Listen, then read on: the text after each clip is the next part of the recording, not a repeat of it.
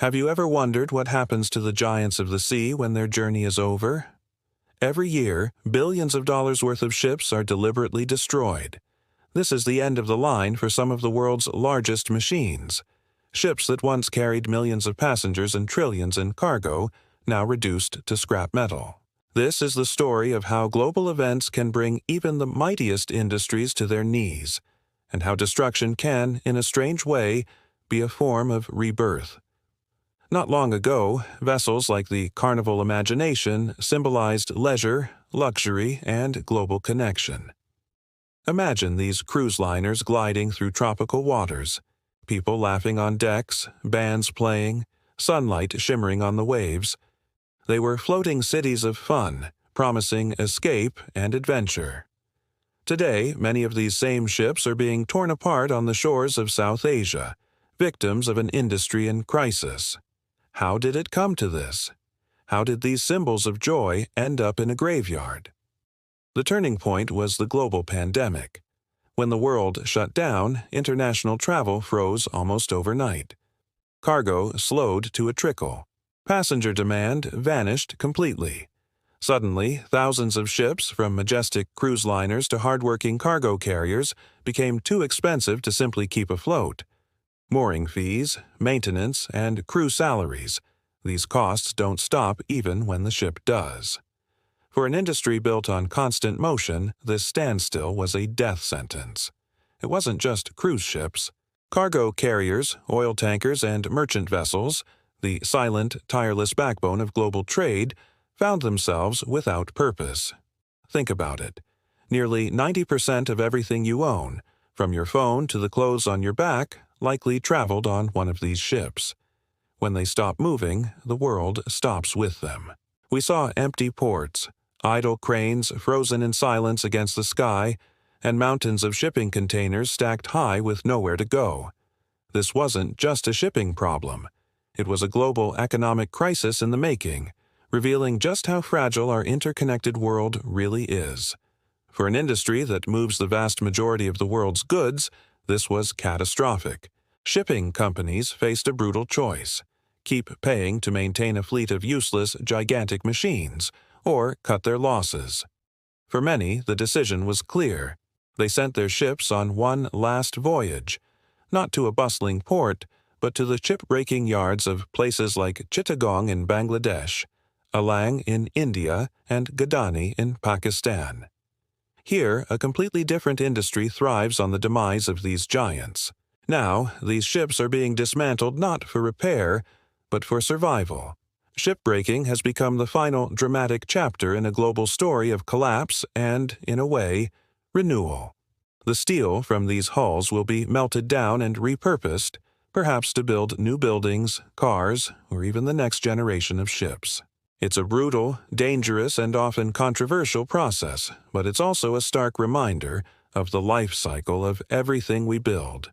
Let's take a closer look at what shipbreaking actually entails. It's a process known as beaching, where a ship is run ashore at high tide. As the tide recedes, the colossal vessel is left stranded on the sand, ready to be dissected. Armies of workers descend upon it, armed with little more than blowtorches and sheer determination. They work in incredibly hazardous conditions, cutting away massive sections of steel that weigh hundreds of tons. Sparks fly, metal groans, and piece by piece, the ship disappears. The environmental and human cost is significant. Without proper containment, toxic materials like asbestos, lead paint, and residual oils can seep into the sand and ocean, devastating local ecosystems. The workers, often with minimal safety gear, face constant risks. Yet, for the local economies in these regions, this industry provides tens of thousands of jobs and is a primary source of steel for the nation. It's a complex web of economic necessity, human risk, and environmental consequence. The pandemic didn't create the shipbreaking industry, but it supercharged it. The number of cruise ships being scrapped, for example, skyrocketed. Before 2020, it was rare for a large cruise ship less than 30 years old to be dismantled. But the economic pressure became so immense that cruise lines started retiring ships that were just 20 or 25 years old, vessels that would have otherwise sailed for another decade. It was an unprecedented clearing out of the global fleet. This story isn't just about destruction, though. It's also about transformation. The pandemic forced the shipping industry to reevaluate everything. It accelerated the push toward more efficient, greener technologies. As older, less efficient ships were scrapped, it cleared the way for a new generation of vessels that consume less fuel and have a smaller environmental footprint. In a way, the crisis acted as a brutal but effective catalyst for modernization. The empty oceans were a stark warning, and the industry is slowly responding with innovation. So, as we watch these metal behemoths being taken apart, we're not just seeing the end of a ship. We're seeing the end of an era. We're witnessing the tangible physical result of a global event that changed the world. We're seeing a story of economic collapse, human resilience, and the difficult, messy process of renewal. These ships once connected the world, and even in their death they tell a powerful story about our globalized society, its strengths, its vulnerabilities, and its incredible capacity to adapt and rebuild. The graveyards of Chittagong are a somber sight, but they are also a testament to the relentless cycle of creation and destruction that powers our world. Shipping is the silent force behind the modern world. Every year, 90,000 vessels move cargo worth over $20 trillion across our oceans. Think about that for a second.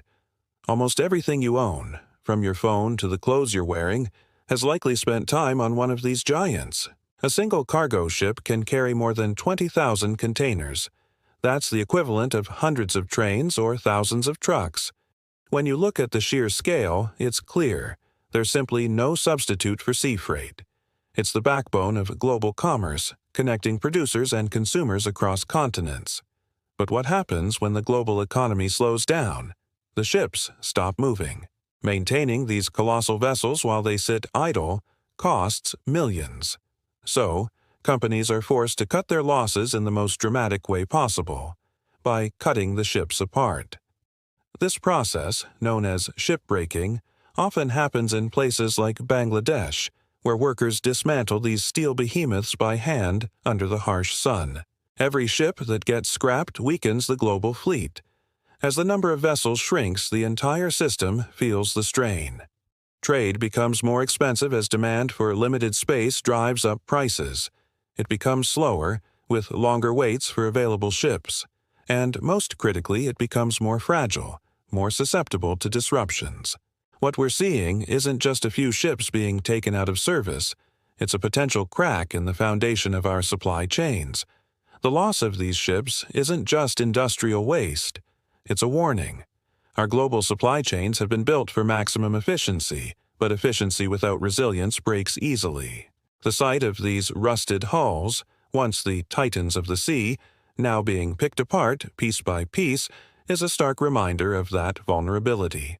It shows us how quickly the arteries of global trade can clog up, but even as the old giants fall, new ones are rising to take their place. In modern shipyards around the world, a new generation of vessels is being constructed. They are stronger, cleaner, and more efficient than their predecessors. So, the end of one fleet may just be the beginning of another, better one. Every ship tells a story of trade, triumph, and transformation. And sometimes, to move forward, the world must let go of what once carried it. Thanks for watching. If you found this interesting, don't forget to like this video and subscribe to our channel for more stories about the hidden systems that shape our world.